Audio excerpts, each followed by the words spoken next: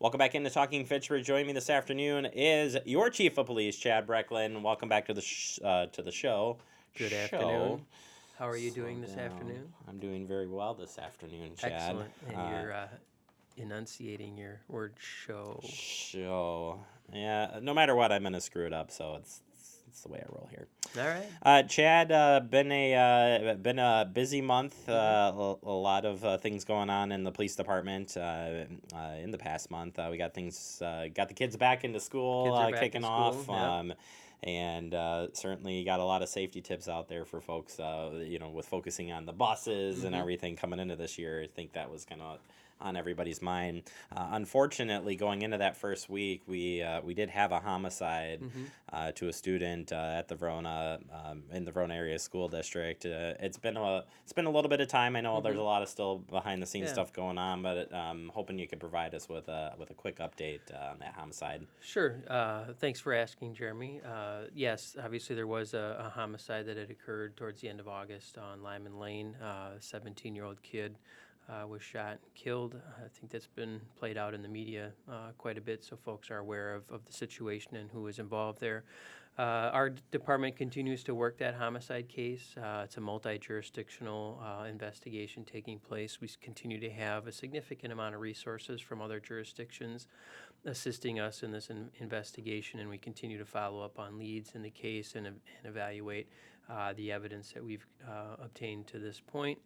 We do certainly want to again remind folks that if they have any information related to the case, that it would be very helpful for us to utilize either the Madison Area Crime Stoppers, which is 266-6014. Tipsters can remain anonymous on that site, and tips are also potentially eligible for a cash reward. And then also, Mr. Watson's family has also established a reward fund through a GoFundMe account, and I believe that fund is over $3,000 at this point in time as well. And that reward is also potentially available for folks that offer tips that lead to an arrest in this particular case as well. So.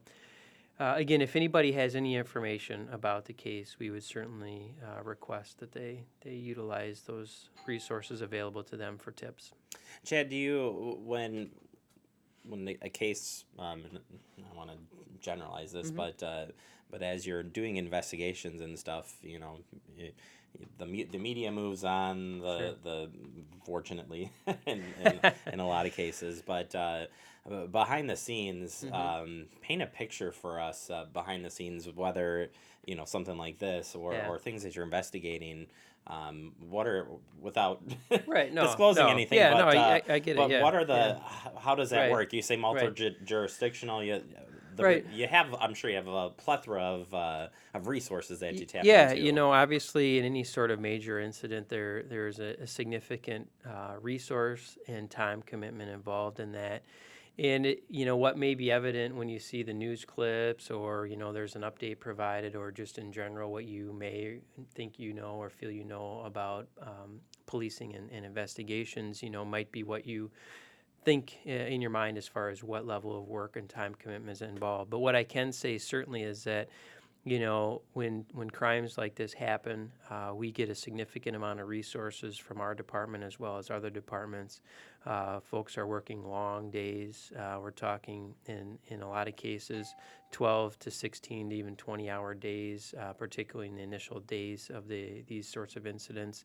And then a lot of things go on behind the scenes. After several days have passed, or even in this case weeks, it's not like people are just sitting around waiting for the next tip to come in.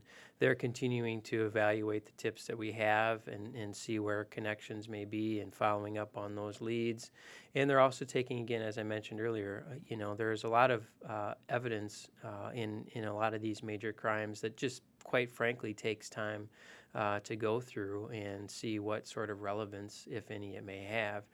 And, we sometimes like to comment that unfortunately things don't wrap up in an hour with commercials. And this is a case where, You know, a lot of times in Dane County, there's arrests made within a couple of days in a homicide case, and there are several cases over the years, not only that we have had, but other jurisdictions had, where it's taken a little bit of time to put it all together, and that's what we have here. And I'm confident that our team of investigators and others that are working on it are gonna be successful in locating the people who are person or persons responsible for the crime. Absolutely. And but again, it's going to take time, and we're going to continue to work it as hard as we worked when we got the phone call on that Sunday night. Absolutely. I think that was great. Great to understand that there's, again, I think that there's a perception that you get from the media, good or bad, again, on where things are going. And Sure. Just because the limelight's gone doesn't mean that your work stops by any means. Well, yeah, and by all means, obviously from our perspective, we would love to have the people or persons responsible for it, but more importantly, we'd like to bring closure to Mr. Watson's family on this, at least closure from the investigative standpoint. And obviously, there's still more chapters to go even after an arrest is made, but at least to help bring to allow the closure process to begin. Absolutely, I appreciate the breakdown on that, Chad. Yeah. Good luck on the work there. Switching to another front, we're feel like I'm picking on the media, and even though I'm part of the media, we're hearing of still a lot of cases of theft of auto personal property, and it seems that it's that spread. Maybe the targeting in Dane County has been done so much that it's kind of broadening, but a good reminder for folks here that these still are crimes of opportunity. Yeah, the media has been good about continuing to report these instances of stolen cars, things stolen from cars, and burglaries.